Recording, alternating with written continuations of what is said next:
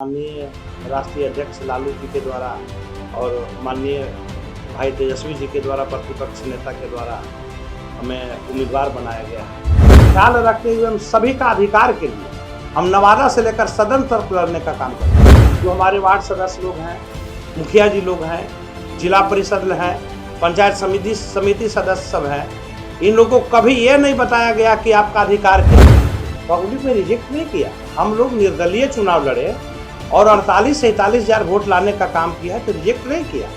उसने आशीर्वाद दिया कि आप आगे बढ़िए, हम आपके साथ। लेकिन आज तक कोई एमएलसी सदन में आवाज नहीं उठाने का काम किया है।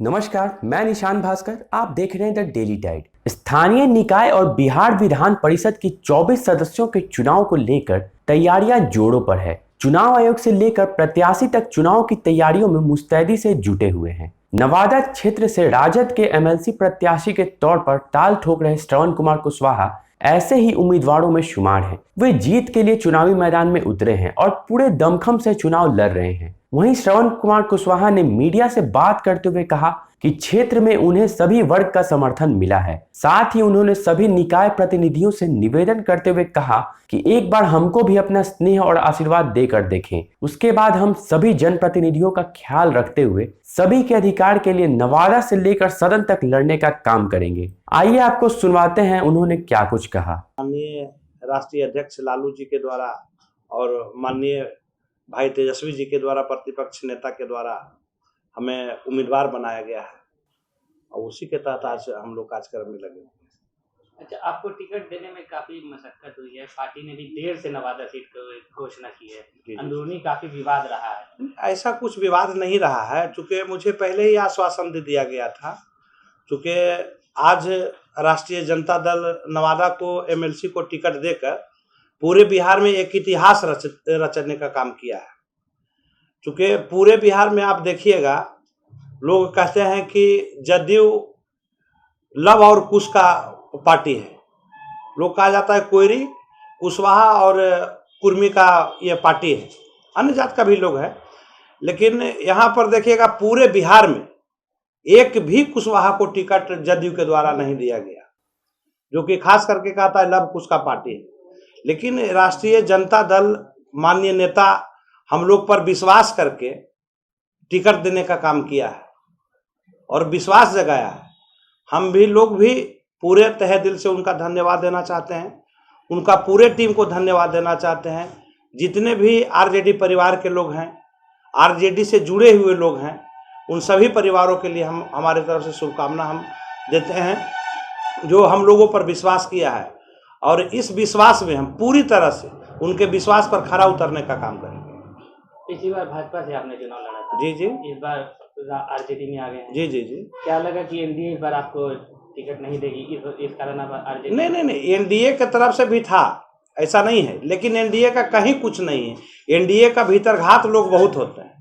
क्योंकि बहुत लोग जानते हैं, अगला बार हम लोग चुनाव लड़े थे तो सभी लोग जानते हैं कि बीजेपी का टिकट था और बीजेपी के ही लोगों ने, जो बड़े नेता हैं, वह बैठकर चुनाव हरवाने का काम किया है और वोट को दूसरे को ट्रांसफर करवाने का काम किया है, वो जो सभी लोग जानते हैं। आपने इस बार तो आप सलमान रागिब जैसे मजबूत दावेदार हैं, यहाँ पे आप पिछली बार जीत भी चुके हैं। जी जी। तो यही कारण तो नहीं है कि आपको लगा कि जदयू तो टिकट देगी नहीं आपको? नहीं, ऐसा कोई बात नहीं था। और जहां तक बात रह गया सलमान रागिब का, तो कहीं कोई लड़ाई में नहीं है। आप पूरा जिला में घूमिएगा तो हमारे सभी जनप्रतिनिधि से समझ में आ जाएगा आपको कि मुन्ना जी कहीं दूर दूर तक कहीं नहीं है। क्योंकि हम लोग भी 20 साल मुखिया रहे हैं और हम सभी लोग को जानते हैं क्या नियम है, क्या कानून है। और 18 साल सलमान रागिब रहे, लेकिन किसी जनप्रतिनिधि को कभी दुख सुख में या पूछने तक नहीं गए कि तुम्हारा क्या हालचाल है और कैसे अधिकार मिले। जो हमारे वार्ड सदस्य लोग हैं, मुखिया जी लोग हैं, जिला परिषद हैं, पंचायत समिति सदस्य सब हैं, इन लोगों को कभी ये नहीं बताया गया कि आपका अधिकार क्या है, आपका गांव में विकास कैसे हो, कैसे आपको राशि उपलब्ध कराया जाए सरकार के द्वारा, कैसे सरकार के द्वारा नियम अनुकूल काम किया जाए और कैसे काम में विकास हो, गांव में विकास हो, शहर में विकास हो, कोई काम करने का प्रयास नहीं किया गया। राजनीतिक विश्लेषकों का मानना है कि आपकी राह मुश्किल है, पार्टी के अंदर खाली विरोध है, दूसरी तरफ आप भाजपा से राजद में शिफ्ट हुए। जी, देखिए ऐसा हमारे पार्टी में कहीं कोई विरोध नहीं है, और अभी शुरू में आप देखे होंगे कि कुछ विरोधाभास आया था, लेकिन आज का पेपर में आप देख लीजिए, खुद हमारे नेता का भाई एक है, उनका भी बयान है, और नवादा जिला का नेता है विनोद यादव जी का भी, जो हम उनको धन्यवाद भी देना चाहते हैं, शुभकामना भी देना चाहते हैं, जो हमारी पार्टी कल ही उनको प्रदेश का महासचिव बनाया गया है। उनका भी आज पेपर में बयान है कि हमारा पूरा राजद परिवार संगठन पूरा एक है और हम पार्टी के लिए काम करेंगे, कोई भ्रम ना फैलाएं। वह उनका आज खुला बयान है, पेपर के माध्यम से भी आप देख सकते हैं। अच्छा सरवन जी, 2019 में उपचुनाव लड़ा आपने, 2020 में विधानसभा चुनाव लड़ा, लेकिन सफलता नहीं मिली, पब्लिक ने क्यों रिजेक्ट किया? देखिए, पब्लिक में रिजेक्ट नहीं किया, हम लोग निर्दलीय चुनाव लड़े और 48 से 47 हजार वोट लाने का काम किया है, तो रिजेक्ट नहीं किया। उसने आशीर्वाद दिया कि आप आगे बढ़िए, हम आपके साथ। और कहीं ना कहीं सभी लोग का अपना अपना पार्टी का कर्तव्य होता है। तो आप जब वर्तमान विधायक के भतीजे हैं जो विरोध कर रहे हैं, आपको क्या लगता है कि उसका नुकसान होगा आपको? नहीं, वो भी किसी तरह का कोई नुकसान नहीं है, और वह भी कुछ दिन में हम लोग के साथ ही रहेंगे। चूंकि पार्टी है, थोड़ा सा है, घर में भी झगड़ा होता है, थोड़ा सा आपस में है, लेकिन हम लोग बैठ मिलजुल कर सभी को ठीक कर लेंगे। तो ये शुरुआती पारी थी जब आप बीजेपी में गए थे, और आप जब आप मंझे हुए खिलाड़ी हो गए तो राजद में क्षेत्रीय पार्टी को मजबूत करने के लिए? जी नहीं, पहले हम उस बार चुनाव, चुके हम लोग उस समय भी मुखिया थे, जब चुनाव लड़ रहे थे तो उस समय भी मुखिया थे, और सारे लोग का सुझाव आया था कि नहीं चुनाव लड़ना चाहिए, तो हम लोगों ने चुनाव लड़ा था।